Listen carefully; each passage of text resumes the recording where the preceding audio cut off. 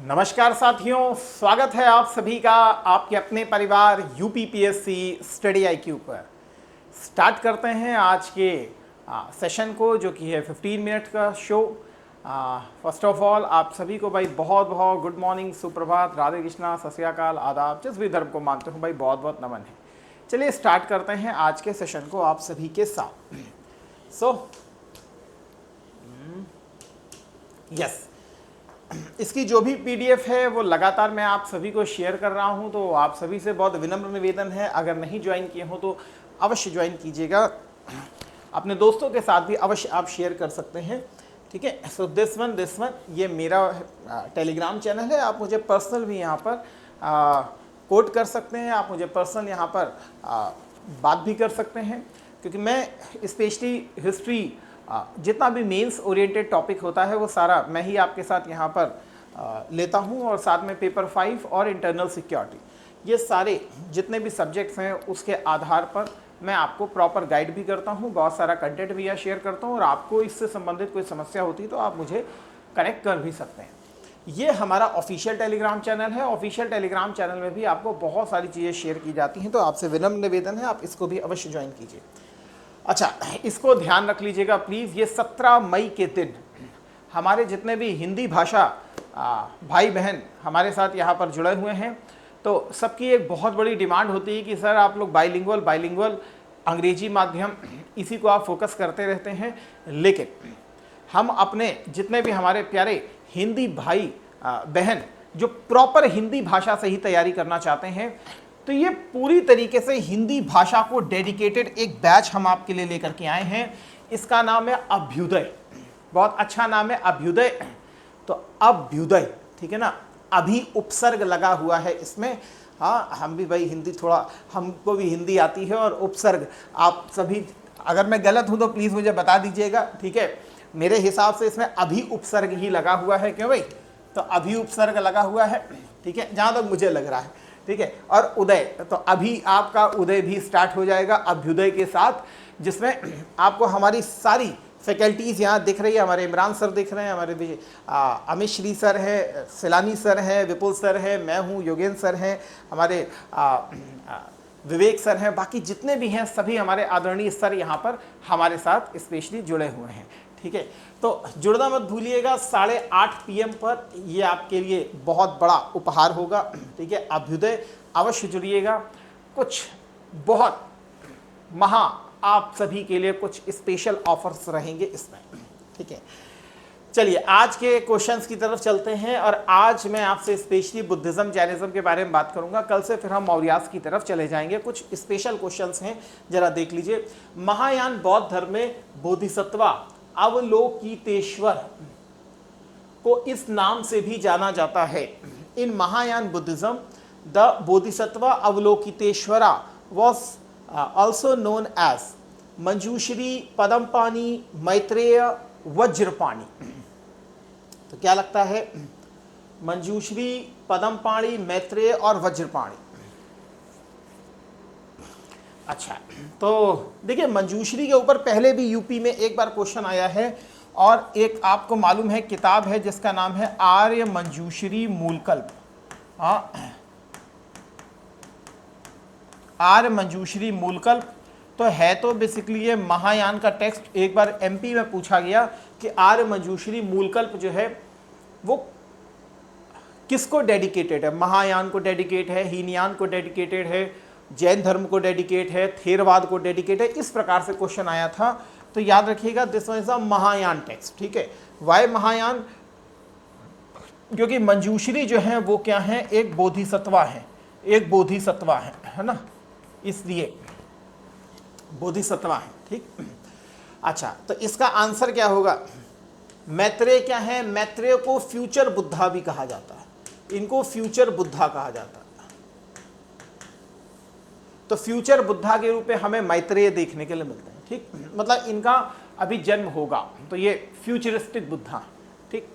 पदमपाणि जो है, right answer जो है पदमपाणि है। अवलोकितेश्वर को पदमपाणि भी कहा जाता है। इन्होंने अपने लेफ्ट हैंड में कहीं कहीं लेफ्ट हैंड में, कहीं कहीं राइट हैंड में। अजंता में स्पेशली लेफ्ट हैंड में इन्होंने एक लोटस को अपने हाथ में रखा हुआ है। ये क्वेश्चन आ भी चुका है पहले, ठीक है।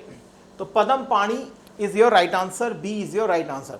वज्रपाणी, इनके हाथ में वज्र है, जैसे इंद्र के हाथ में वज्र है वैसे इनके हाथ में भी वज्र है, ठीक है। तो यहां पर आप देख सकते हैं कि इनके हाथ में अगर आप देखें तो कमल की ये लोटस आपको इसमें दिखाई पड़ेगा। ये कलम जो कमल है उसका स्टेम आपको देखने के लिए मिल रहा है, ठीक है। तो ये बहुत अच्छी पिक्चर है, ठीक। यहाँ पर मैंने लिखा भी है पद्म पाणी, कमल को उन्होंने धारण किया हुआ है, ठीक है। लोकेश्वर नामक बोधिसत्वा को संबोधित करते हैं। ये लोकेश्वर को ही अवलोकितेश्वर कहा जाता है। एक मुख और दो हाथ हैं, बायां हाथ एक खिले हुए कमल के फूल की डंडी थामे हुए हैं। तो ये याद कीजिएगा पद्म पाणी को, तो कभी भी आ सकता है, तो पहले भी आ चुका है, तो स्टिल रेलिवेंसी रहती है। नेक्स्ट वन, महायान बौद्ध धर्म में माध्यमिक संप्रदाय के संस्थापक कौन थे? माध्यमिक संप्रदाय, क्या लगता है? नागार्जुन, असंग, धर्मत्राट, बुद्ध देव। तो कल आपसे इनके बारे में क्वेश्चन पूछा गया था, असंग जी के बारे में। हाँ, तो असंग जी के बारे में कल था, आज उन्हीं के कोई जोड़ीदार और हैं, तो कौन सा क्वेश्चन होगा? तो बिल्कुल सही है, आप सभी शून्यवाद को भी संस्थापक कौन? नागार्जुन जी। वैसे ही ये माध्यमिक संप्रदाय के भी संस्थापक माने जाते हैं। जैसे यहाँ आप देख सकते हैं हिंदी इंग्लिश में भी, ठीक है। तो यहाँ पर आपके सामने नागार्जुन जी की एक पेंटिंग लगी हुई है, ठीक है, नागार्जुन की। नागार्जुन बुद्धिस्ट मॉन्क किससे संबंधित हैं? पहली चीज ये याद होना चाहिए, महायान से संबंधित हैं, ठीक है। माध्यमिक सेक्ट जो है बुद्धिज्म का, उससे संबंधित है। इवन शून्यवाद से भी ये संबंधित माने जाते हैं, ठीक है। यहाँ पर इस चीज को दिमाग में रखिएगा, that is very very important, कि तिब्बत में तिब्बतियन बुद्धिज्म जो है वहाँ पर नागार्जुन को सेकंड बुद्धा भी कहा जाता है। तो कभी इस प्रकार से भी टारगेट कर सकता है कि who was consider as the second Buddha. तो आप समझ ही ना है, कहो आनंद आ जाए, कोई उपाली आ जाए, नागार्जुन की तरफ फिर आपका ध्यान नहीं जाएगा। इसलिए आप थोड़ा सा ध्यान रखिएगा कि इनको सेकंड बुद्धा भी कहा जाता है। महायान से संबंधित थे, बस केवल इतनी सी चीज़ आपको पता होनी चाहिए, ठीक है। यहाँ पर आप हिंदी में भी देख सकते हैं, तिब्बती बौद्ध धर्म में इनको दूसरा बुद्ध भी कहा जाता है। और ये किससे संबंधित है? ये माध्यमिक स्कूल से संबंधित है, शून्यवाद से संबंधित है, ठीक। नेक्स्ट क्वेश्चन, बामियान घाटी जो अपनी चट्टानों को काट कर बनाई गई बौद्ध गुफाओं और मूर्तियों के लिए प्रसिद्ध है, किस देश में स्थित है? अब तो वैसे आपको मालूम भी होगा कि बामियान की जो बौद्ध मूर्ति है उसको क्षतिग्रस्त कर दिया गया, तोड़ दिया गया है। फिर भी ये कहाँ पर थी जहाँ पर इसको तोड़ दिया गया था? बामियान, अगर याद हो आपको तो।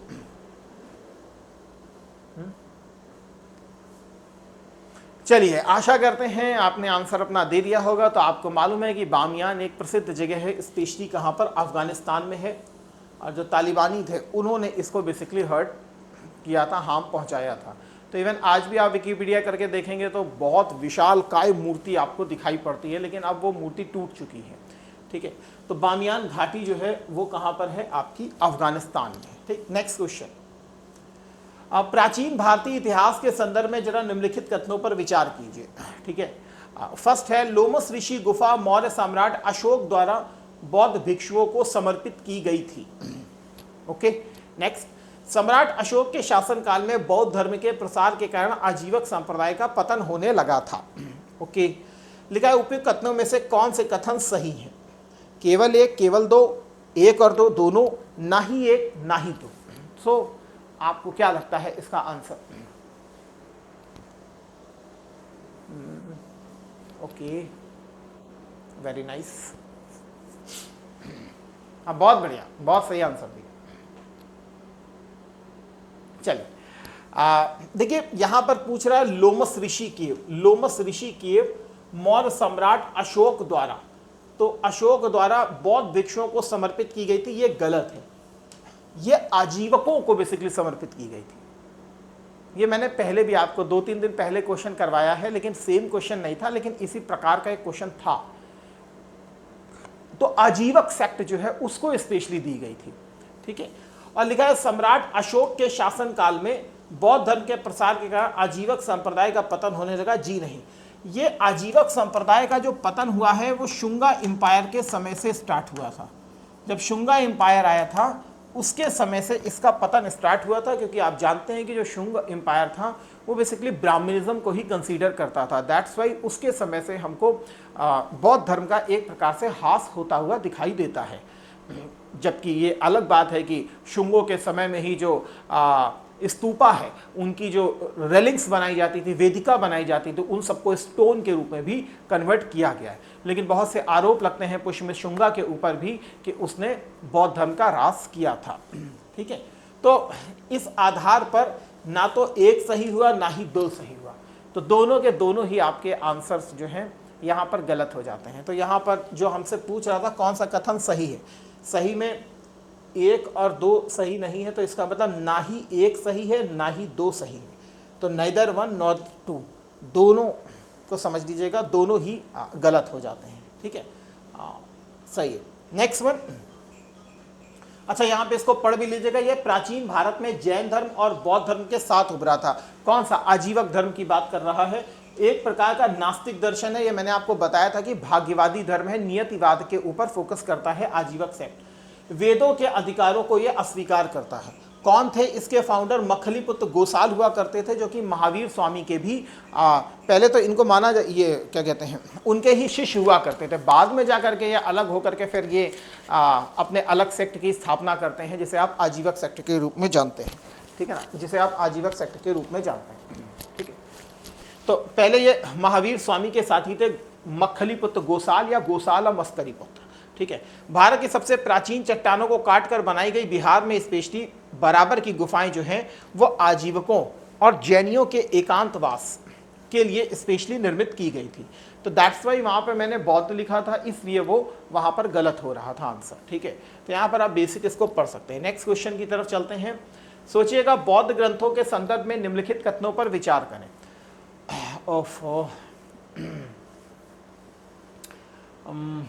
हिंदी में अलग लिखा है, इंग्लिश में अलग लिखा है। 1 मिनट प्लीज, माफी चाहेंगे।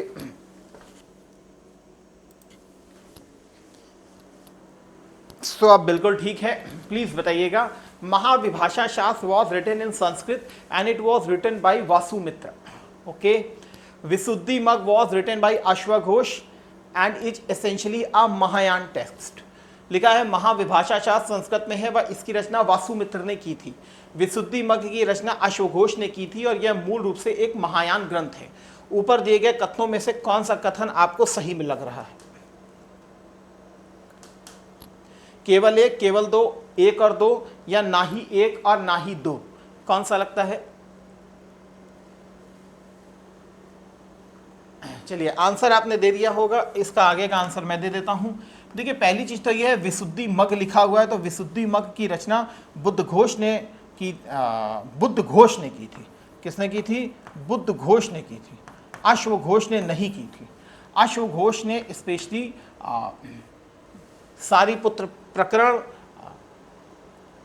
बुद्ध चरित्र और एक और थी बुद्ध चरित्र, सारीपुत्र प्रकरण, एक और है भाई, देखो स्किप कर गया मेरे दिमाग से।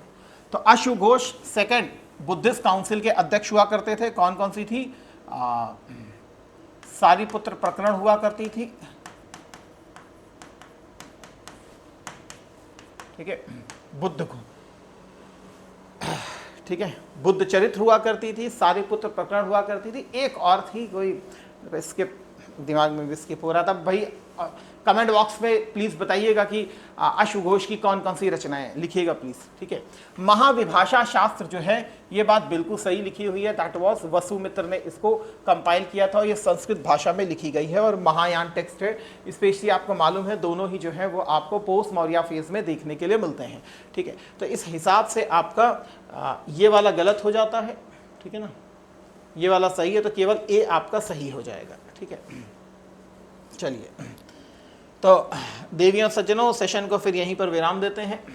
ठीक है, सॉरी, सेशन को यहीं पर विराम देते हैं आप सभी के साथ। लेकिन ये भी है कि अगर आप हमारे साथ पेड बैच में जुड़ना चाहते हैं तो आप पेड बैच में अवश्य जुड़ें।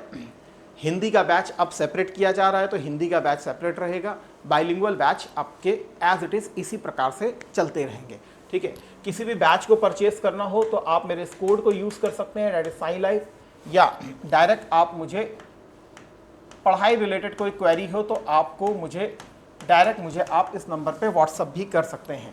इन्हीं शब्दों के साथ देवियों सज्जनों सेशन को यही विराम देते हैं। पुनः आपके साथ कल मुलाकात करेंगे, तब तक के लिए थैंक यू। जय हिंद, जय भारत, वंदे मातरम।